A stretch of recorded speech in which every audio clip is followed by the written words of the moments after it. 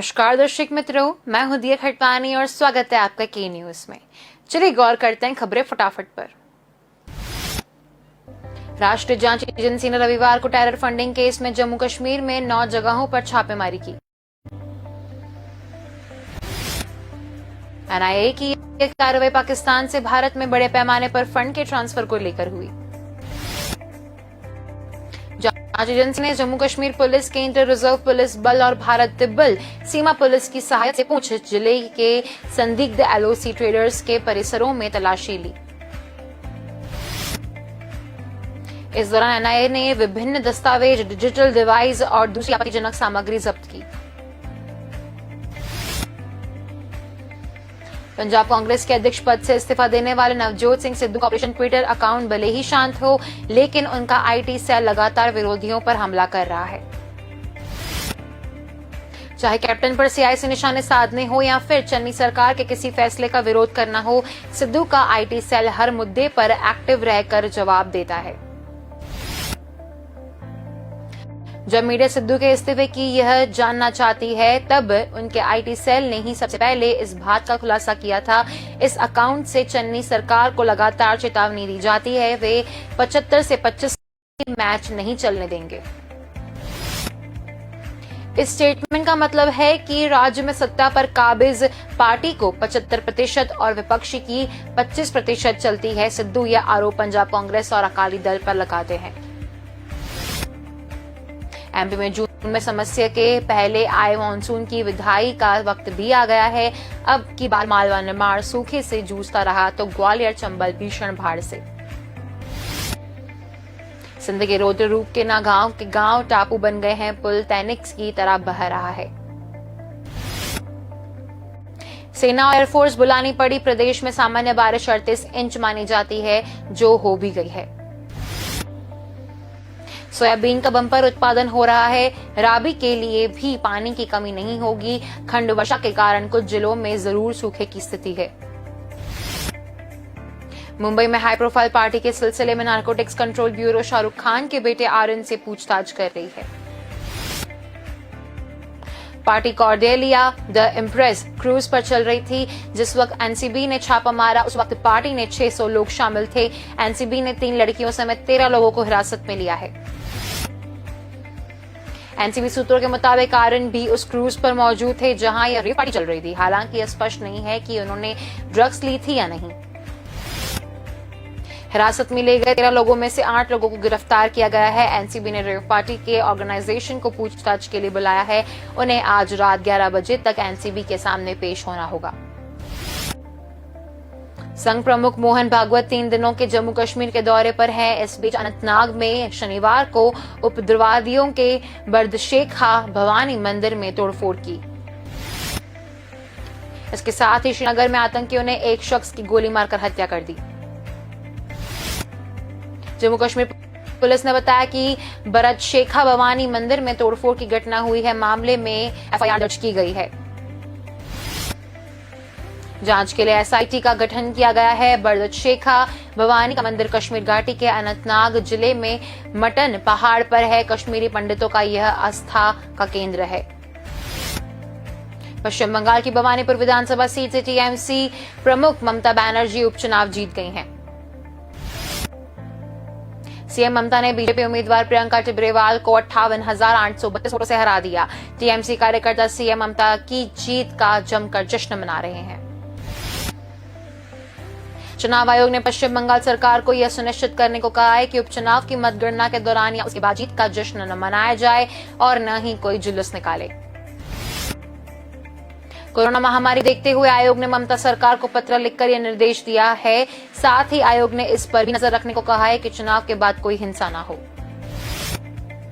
श्रीगंगानगर के गड़साना में नहर के पानी के लिए सुलगी चिंगारी अब भड़क गई है। हजारों किसानों ने शनिवार देर रात डीएसपी समेत करीब 150 पुलिस के जवानों को बंधक बना लिया। भी बाहर नहीं आने दिया गया। तनाव के बीच बारी पुलिस फोर्स गड़सना में तैनात रह गई। दिल्ली हरियाणा बॉर्डर पर चल रहे किसानों के आंदोलन के विपरीत इस आंदोलन में किसानों के निशानों पर राजस्थान की गहलोत सरकार है। ये वे किसान हैं जो खेत छोड़कर सिंचाई के लिए पानी की डिमांड कर रहे हैं। किसानों को डर है कि कुछ दिनों में उन्हें पानी नहीं दिया गया तो उनकी हजारों एकड़ फसल बर्बाद हो जाएगी।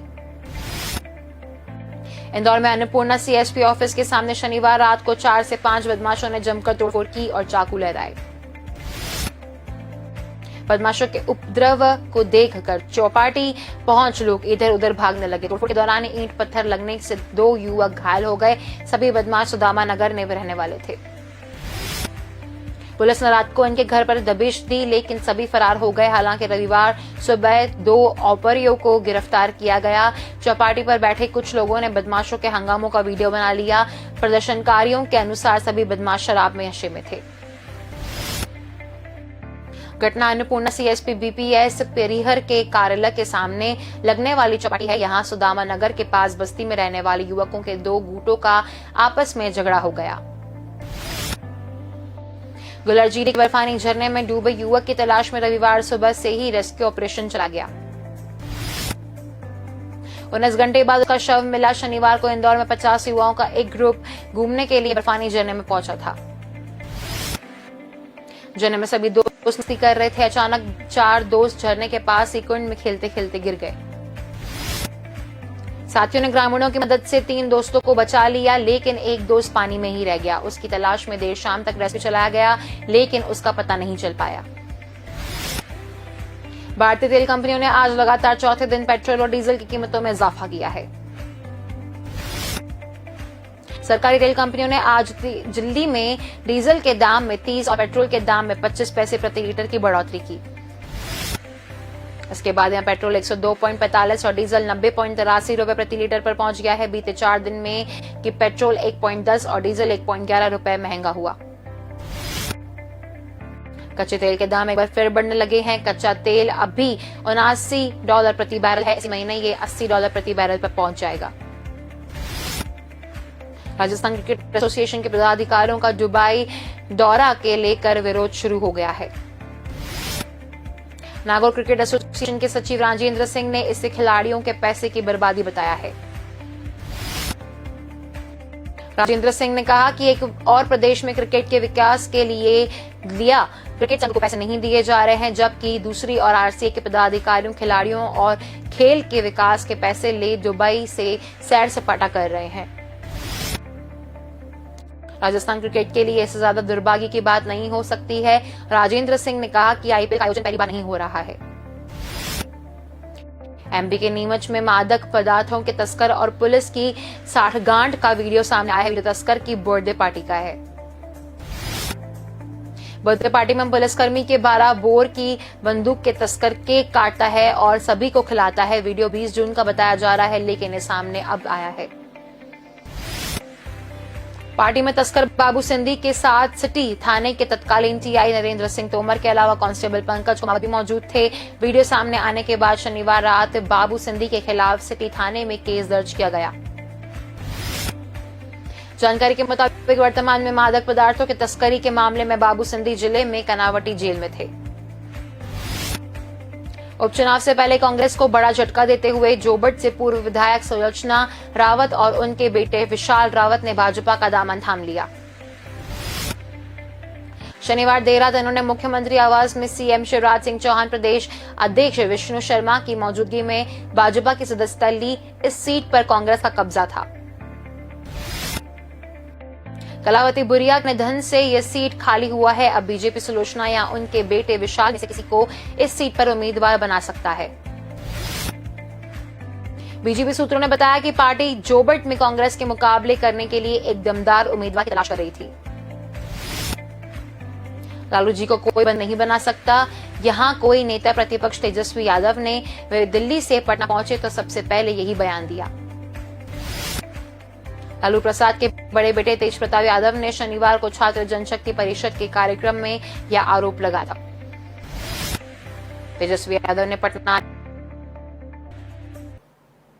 तो खबरें फटाफट में बस इतना ही। अधिक जानकारी के लिए देखते रहिए के न्यूज। नमस्कार।